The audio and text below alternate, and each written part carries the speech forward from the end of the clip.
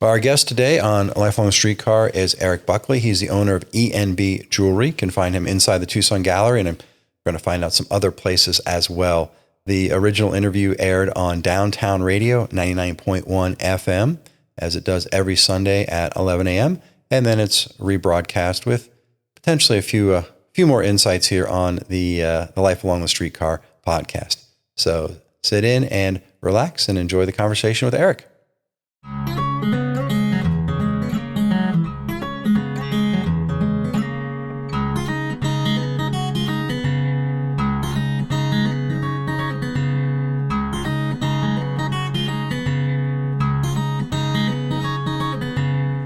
So welcoming in Erik, thank you for joining us here today. Thanks so much for having me. So glad to be here. I'm excited because I've known you for a few years now, but I don't think I fully understood like all the things you were doing. As we were talking, I'm like, oh my gosh, you're like pretty cool. I mean, I appreciate that.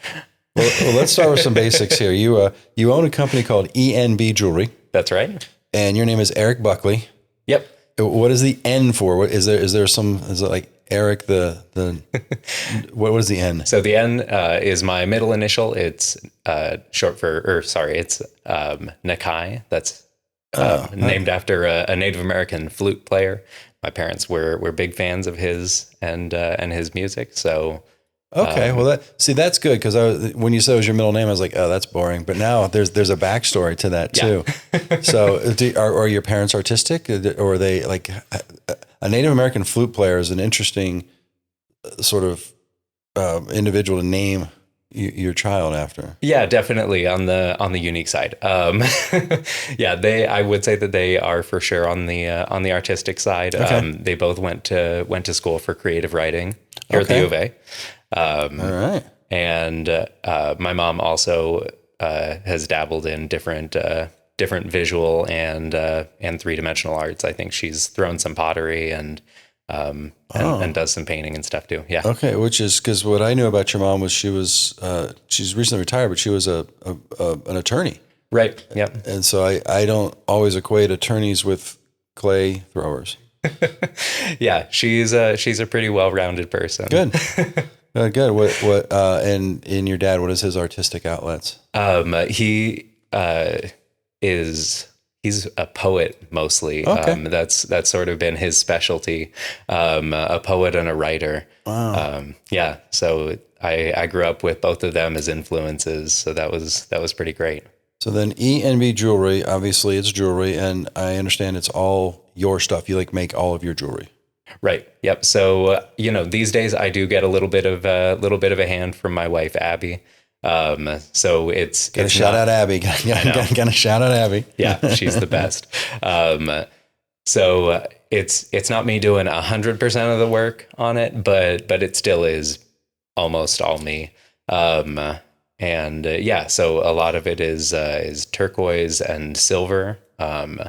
So it's a pretty involved process that starts with getting baseball-sized chunks of rough turquoise, cutting it all up like it's a loaf of bread. Oh, so you don't even get you do the stones and everything. Oh, top to bottom, Tom. I did not realize that. Yep. The things I should know after doing it for 3 years. Hey, that's okay.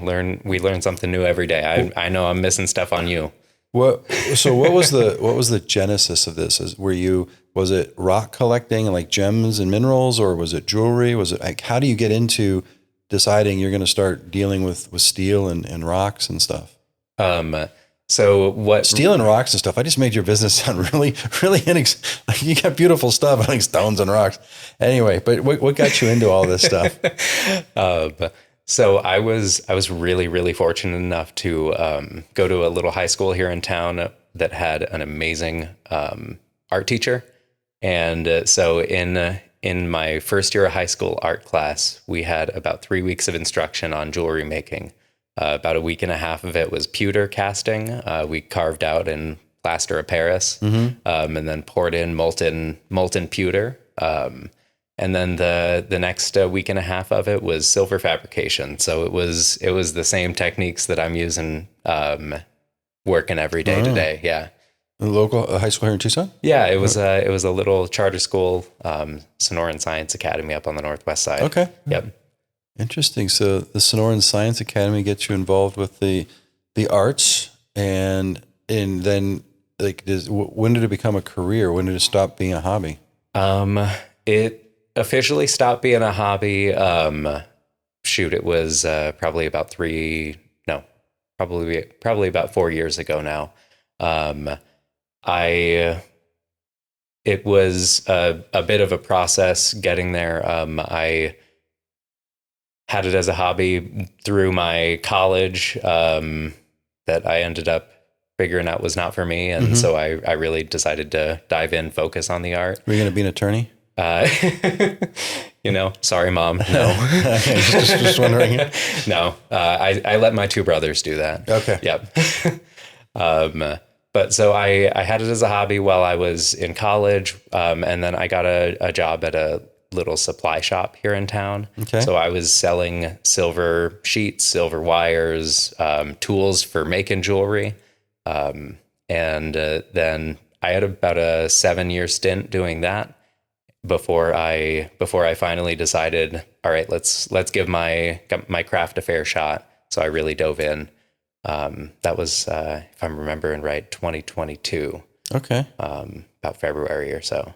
So things are going well? Things are going well. This is the full-time gig now. Nice. So it's amazing when you get to talk to someone whose passion turns into, their livelihood, and then it's just, there's a nice balance in that. Yeah. And I know this is, I've heard people ask you this question, and I kind of know the answer, but like when you're looking at some of your jewelry, like how many hours do you put into it? I know it's not, I guess it's the process. It's not start to finish. Like you don't say, okay, I'm going to make a ring and I'm going to cut off this turquoise and I'm going to sand it and I'm going to polish it and then make the silver. You do in stages. Right. Yeah. So, trying to make a business out of this, I'm trying to figure out the most efficient ways to do it. And what I've found so far is that what works pretty well for me is doing sort of a batch process. So I'll take 12 to 20 pieces at a time, whether it's little turquoise stones that I'm grinding on the grinding wheels, and shaping and polishing those, or if I'm making a bunch of rings out of them.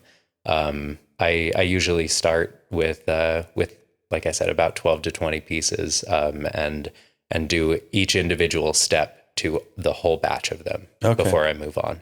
Okay. So then, I mean, like 12 pieces, what is a timeline on a batch? I know it varies based upon a lot of factors, but just in general, just trying to get an idea of the investment of time you have in each one of these pieces. Yeah. So the timeline on a batch, it can take me, if I'm really going through it, I can finish it in under a week.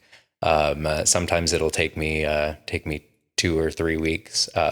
Oh, wow. So, I mean, it could be a significant amount of time into. Yeah. Oh, okay. Yeah, absolutely. So I was thinking you were going to say hours, but you're talking about weeks. Right. And that's big batches. For each individual piece, I'd say they take me, for the really simple ones, I can crank some of those out, in under an hour, but most of my pieces, are in the 2 to 4 hour range. Some I've topped over 40, I think. 40 hours on a single piece? Yep. So it's, really an iterative process on a bunch of them. So I end up having to come back to it and make minor adjustments here and there. Yep. So some of the things that I've noticed, I mean, there's some things that obviously stand out to me because you've got the rings and the stones, but you're also, and you're wearing one today. If you're watching the video, you'll see you make ties. You make the Bolo ties. I sure do. Where does that come from? Like, why? What is that? It's our official state neckwear here in Arizona, Tom. Is it official? Yeah. Really? It really is. Oh. The things I learn on this show. Yeah. So, I really like to sort of pay tribute to that, and it just feels like a really, really hyper local thing. I know that it's like a general Southwestern sort of history to it, but But there's something about Tucson that really has just embraced the bolo tie, and I don't know. I'm trying to do my best to bring it back too. Oh, okay. Gotta start the bolo tie fashion to restart it. Exactly. Restart it. I mean, I'm not even the only one here in town. I've got to give due shout outs to folks like Spring Winders at Heliotrope. She's cranking out a bunch of those bolo ties. Okay. But yeah. Let me see a bolo tie revolution here. I haven't quite gotten there personally. I think it's because from the Midwest, so I haven't fully embraced this. I've only been here 30 some years, so I haven't quite embraced it yet. That's okay. It took my dad about that long, so you're about due for it too. Well, if a poet's going to wear a tie, I should probably do that too. And then your work, it's mostly silver, right? Right. Yep. Is there a difference of working with silver and other metals, or is it just like why haven't you done other metals, or do you plan to do other metals, or like what's the differences? So a lot of metals do work pretty similarly. Some of them have their minor intricacies, but generally working with like copper, brass, and silver, they're all pretty similar in terms of how they work. So that part is really nice. I used a bunch of copper and brass while I was learning, but at the end of the day, copper and brass, when you use it in jewelry, ends up turning people green, and that's not my. Oh, that's not a good thing. Yeah, that's not my jam. Okay. I did not know that either. Yep, and gold is really beautiful to work with. It's super nice and easy, even nicer than silver. It's just so darn expensive. Got it. So maybe the next day, sell a few more bolo ties, then we can move into the gold realm. Yeah, with the ENB. Yep, exactly. So I save my gold for custom work these days. Yep.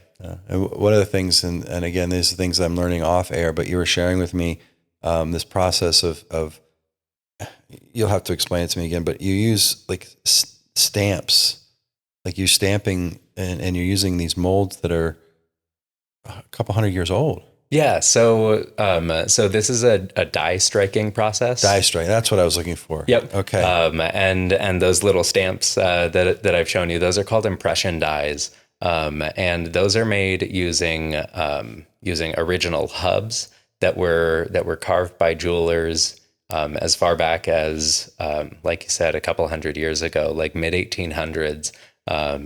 And some of those were in places like Munich, Paris, London. Some we had out on the East Coast, New York, New Jersey, Rhode Island were really sort of our centers for it here in the U.S. And so a lot of the designs that I have so far came from early to mid 1900s from the East Coast there. So then how do you get into this type of production, and then like how do you find materials to work with that are 200 years old? So we're really fortunate enough here in town to have a local store called Potter USA, and it's led by Kevin Potter. He's a jeweler turned machine shop owner, tool maker. He's kind of a jack of all trades kind of guy. And so he has been, over the past couple of decades, going around to retired jewelers or retiring jewelers, and picking up these old tools that otherwise would have been destined for the scrapyard.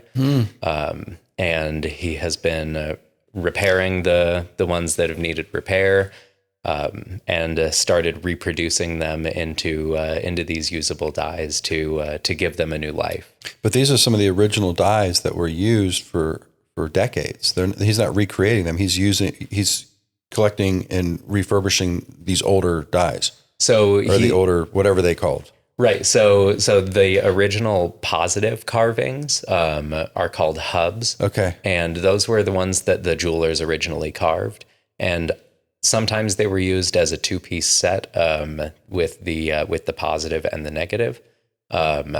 Sometimes it was these days he's reproducing them into negatives that he sells out to other jewelers. And then you use a softer material, whether it's like something like urethane or paper, And you can actually press just using the negative impression that he's reproducing. You can then use that to press the silver sheets into that and recreate the design. That is amazing to me.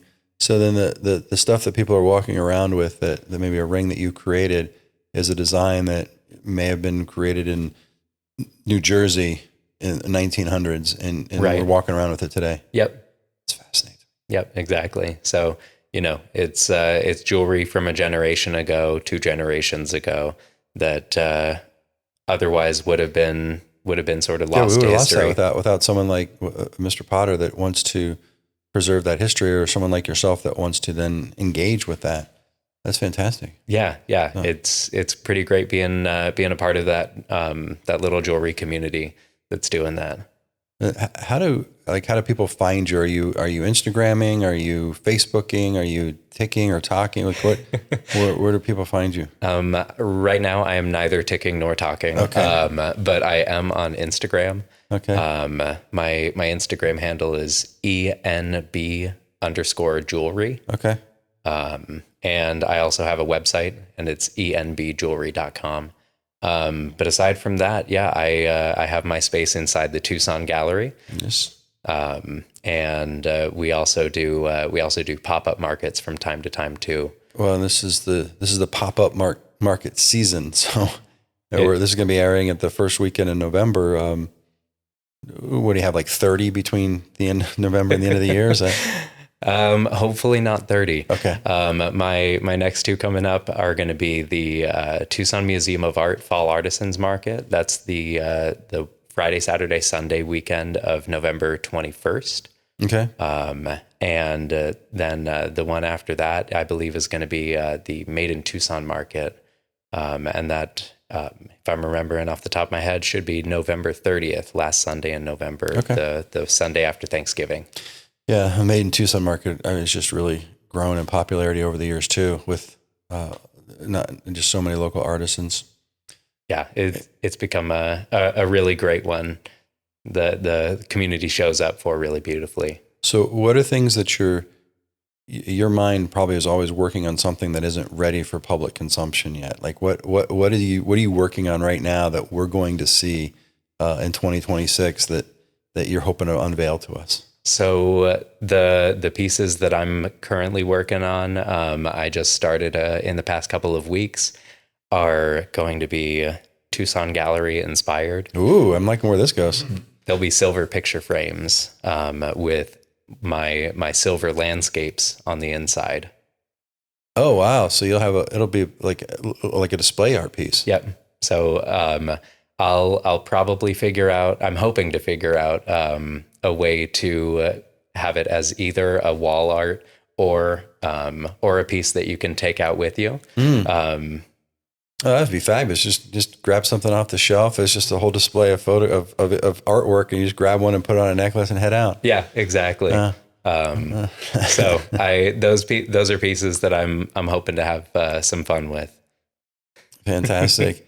Anything coming up that we haven't talked about, or anything that you feel like we need to get out? Anything I'm missing about how fabulous your work is? I think you're pretty good at your job. Seems to me like you've covered our bases pretty well. Well, fantastic. This is Erik Buckley, ENB Jewelry. That's it. Part of the Tucson Gallery, but also find them in markets throughout the holiday season here, and be on the lookout for some new items from Mr. Buckley. I'm excited about that. Thanks, Tom. Really appreciate it. Our guest today has been Erik Buckley of ENB Jewelry. Always fascinated to have local artists in on Life Along the Streetcar. We're excited to share his story and kind of looking forward to where the future goes. If you want more information on Erik or any of the other guests we've had on Life Along the Streetcar, head over to our website, lifealongthestreetcar.org, and you'll find past episodes with audio, video. There's a contact button there, information on our book. We're also very active on Instagram and Facebook under Tucson Life Along the Streetcar. I was going to give you my other handle there, but Life Along the Streetcar. Or Spotify, SoundCloud, all the audio platforms as well. Appreciate your time today. Hopefully tune in next week for another episode of Life Along the Streetcar. And until then, stay curious, Tucson.